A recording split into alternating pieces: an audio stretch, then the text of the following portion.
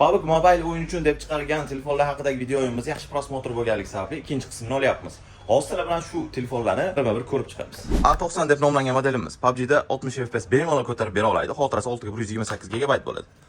Narxi 1.480.000 so'm. Xo'p, Samsungdan A82 bitta sim karta qabul qiladi. Buni ham xotirasi 6 GB bo'ladi.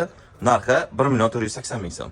Samsung S21 deb nomlangan modelimiz ikkita sim kartali PUBG uchun bu ham 60 FPS da ishlaydi. Bemalol ikkita sim kartani podдержка qiladi. Narxini aytadigan bo'lsa 2.072.000 so'mga to'g'ri keladi. Hop, Samsung A25 deb nomlangan modelimiz xotirasi 6 GB PUBG da 60 FPS da ishlaydi. Narxi 1.900.000 so'm ekan. Hop, Samsung S10 Plus deb nomlangan modelimiz bu ham ikkita sim karta podдержка qiladi. 6 GB bo'ladi. PUBG da 60 FPS da ishlaydi. Narxi 1.900.000 so'm ekan. iPhone'lardan 8 Plus 256 GB 80% yonkisi. Bu ham PUBG uchun bemalol 60 FPS ishlab bera oladi. Narxi 1.800.000 so'm. iPhone'dan SE 2020 xotirasi 128 GB, batareya yonkisi 81%. Bu ham PUBG da bemalol 60 FPS da ishlaydi. Batareyasi kichikroq, lekin ishlashda hech qanday muammo, qotish baglar bo'lmaydi.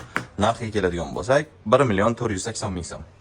Hop, iPhone 12 mini xotirasi 64 GB 75 yonkisi. Bozorlarda o'rtacha $182 atrofida sotilyapti. PUBG da bemalol 60 FPS da o'ynasangiz bo'ladi. Narxi 2.330.000 so'm ekan. Hop, Xiaomi 10T deb nomlangan model, ekrani 144 Hz bo'ladi. PUBG da 90 FPS bemalol qo'llab-quvvatlaydi. Xotirasi 8 ga 128 GB.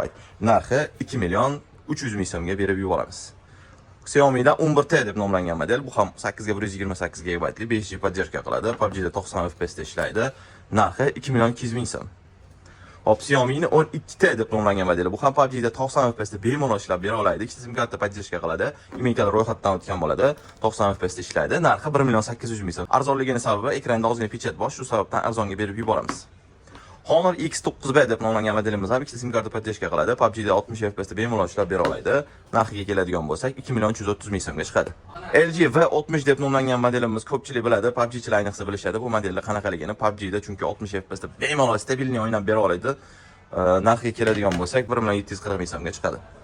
Hop, Poco X3 Pro 256 tali varianti, ikkita sim karta qabul qiladi. PUBG da 60 FPS da ishlaydi. Holati yaxshi. Narxi 1.600.000 so'm. Redmi'dan Note 8 Pro deb nomlangan modelimiz 6 ga 128 tali PUBG da 60 FPS da ishlaydi. Narxi 1.200.000 so'mga chiqadi. Ushbu apparatlarimiz sizga qiziq bo'ladigan bo'lsa, bizga bemalol Telegram orqali yozsanglar yoki ushbu nomerlarga telefon qilib qo'shimcha ma'lumot olsanglar bo'ladi. Manzilimiz Namangan shahar Texnopark 84-do'kon. Agar siz boshqa viloyatda bo'ladigan bo'lsangiz, dastavka qilib yuborishimiz ham mumkin bo'ladi. Sizlarni do'konimizda kutib qolamiz.